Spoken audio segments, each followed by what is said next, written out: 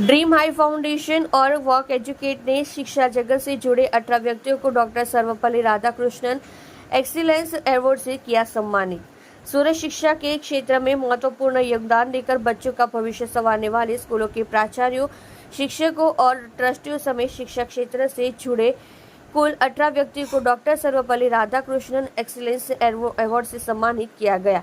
Award समारोह का आयोजन ड्रीम हाई फाउंडेशन और वॉक एजुकेट द्वारा किया गया था। समारोह के साथ साथ स्क्रीन टाइम आज के बच्चों की समस्या विषय पर एक सार्थक पैनल चर्चा का आयोजन किया गया। इस मौके पर राज्य के शिक्षा मंत्री प्रफुल्ल पानसरिया मुख्य अतिथि के तौर पर मौजूद रहे।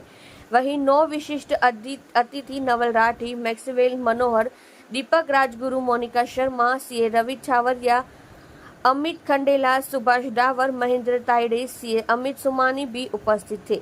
इस संबंध में ड्रीम हाई फाउंडेशन की संचालक राजेश महेश्वरी ने कहा कि शिक्षा क्षेत्र में और विशेषकर गरीब बच्चों की शिक्षा के लिए जो अथक परिश्रम करते हैं और शिक्षा के क्षेत्र में अपना अमूल्य योगदान दे रहे हैं, वह नव प्रवर्तन से भावी पीढ़ी को आकार देने में जुटे थे। ऐसे शिक्षा क्षेत्र में योगदानकर्ताओं शिक्षक दिवस के अवसर पर Shri doctor Sarvepalli Radhakrishnan excellence award से सम्मानित किया जाता है।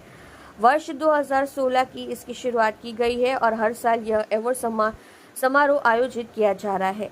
इस साल भी 1 सितंबर को अवार्ड समारोह का आयोजन किया गया, जिसमें शिक्षा जगत से जुड़े स्कूलों के प्रधानाचार्य, शिक्षक और ट्रस्टी मिलकर कुल 18 सम्मानीय व्यक्तियों डॉक्टरों सर्वपल्ली राधाकृष्णन एक्सीलेंस अवार्ड से सम्मानित किया गया।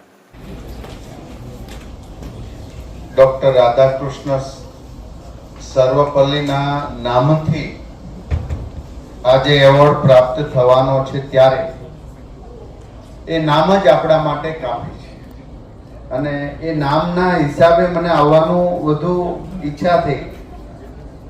એક શાળામાં હું ગયો હતો,